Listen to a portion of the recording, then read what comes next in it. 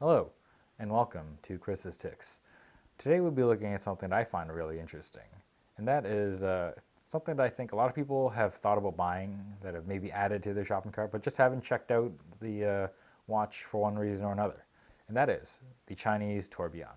Today we're actually going to be looking at the cheapest Chinese tourbillon that you can find on AliExpress at the time of this video recording. Now, before we get started, I do want to make it clear that this watch that we're going to look at is my watch. I purchased it with my own cash monies. I don't have any sponsors or any affiliate links or anything like that at this time. That being said, I paid roughly 288 USD for this watch, plus express shipping, because I'm not really patient and I kind of wanted it now. And that's very cheap. Not just very cheap for a tourbillon, which it is. Cheap for a mechanical watch in general. Just for reference, we're going to use the 5KX, and you can find these, their MSRP at actually roughly 350 USD, which is a little bit more than what I paid for this tourbillon, which is a real tourbillon, not just a weird open heart watch.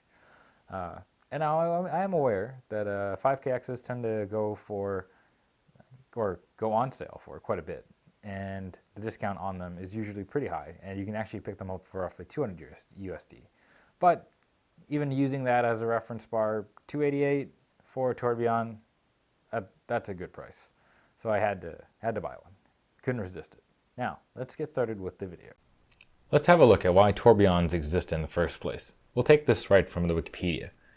In a tourbillon, the escapement and the balance wheel are mounted in a rotating cage in order to negate the effects of gravity when the timepiece, thus the escapement, is stuck in a certain position.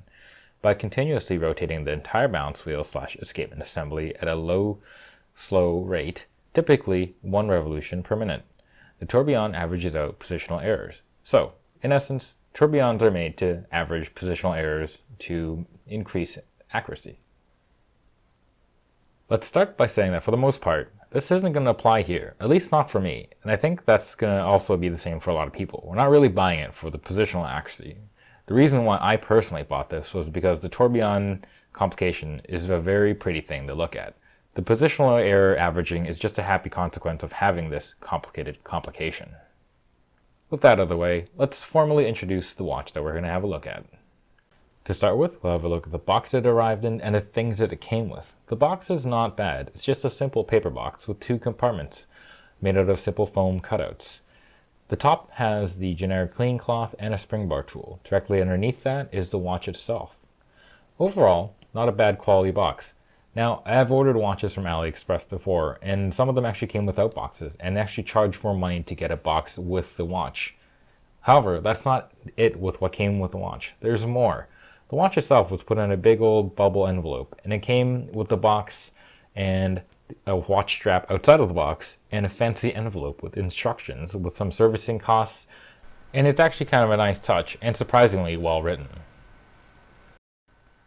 The watch, oh my, look at that, it's fairly striking. But what do we get for our 280-ish USD? Well, a surprising amount, and at the same time, an unsurprising amount of corner cutting. Let's go outside in. The strap is a cheap leather strap on a deployment. It's about 22 millimeters, so it's common and easily swappable. I don't mind it. It's not super, but at least they give you a second color to swap if you don't like it.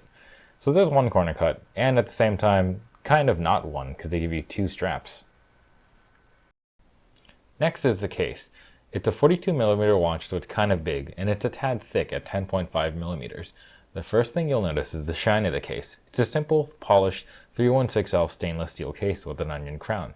No fancy machining or brushing, but on the plus side you get a flat sapphire on the front, and I'm not sure if it has AR coatings. It doesn't appear to. And on the back you get an exhibition case back, material unclear.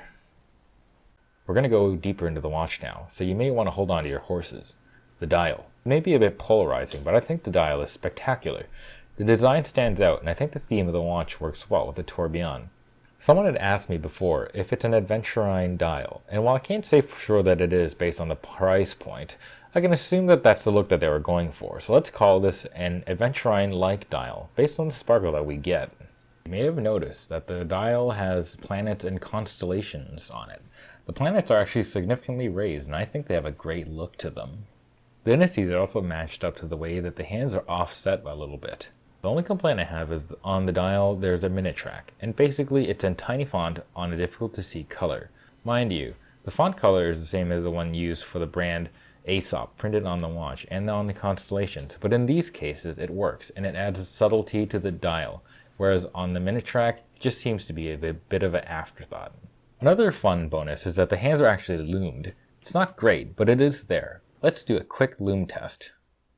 I'll pop this under a UV lamp for a solid 30 seconds or so, and I'll put it beside my Seiko 5KX and a watch that I made a custom dial for. Let's see how they do.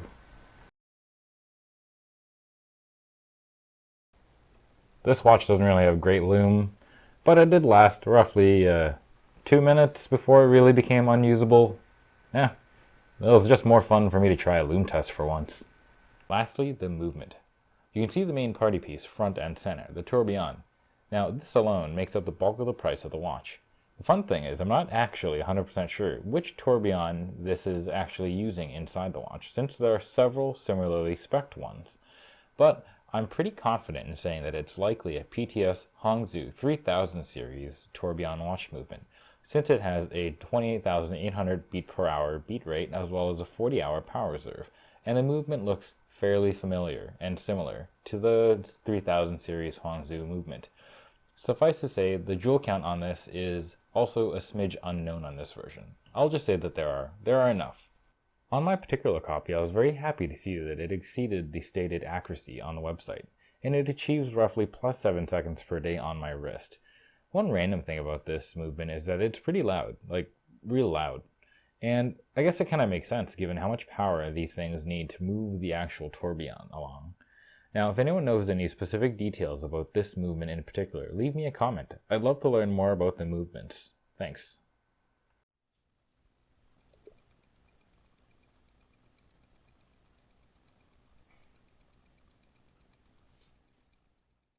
Now to the nitty-gritty.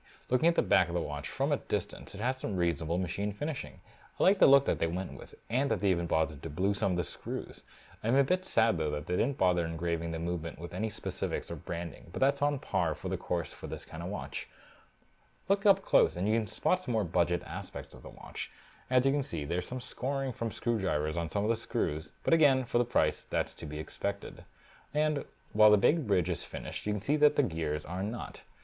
All in all, it looks pretty great from a distance, just not up close, not with a macro lens. Another thing I want to point out though is that the movement is a single bridge construction, and that makes things like servicing not super fun. However, this is probably a big factor when it comes down to things like saving in production costs. Now, you can see this by evidence with the price difference between the Seagull ST8000 series and the newer ST8230, although honestly both are still insane value propositions.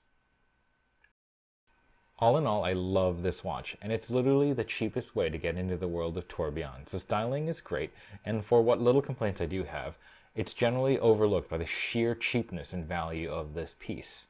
Now, how will this fare long term? I have no idea, but I can say that if work is needed, I'd probably just buy a new one later rather than trying to service it, because it's unlikely to happen anywhere outside of China. Or, I guess I could honestly buy a new movement and just drop it in. That concludes the review of the AESOP hand-winding tourbillon. What do you think of it? Would you consider getting one? Leave a comment below and don't forget to like, comment, and subscribe. See you later.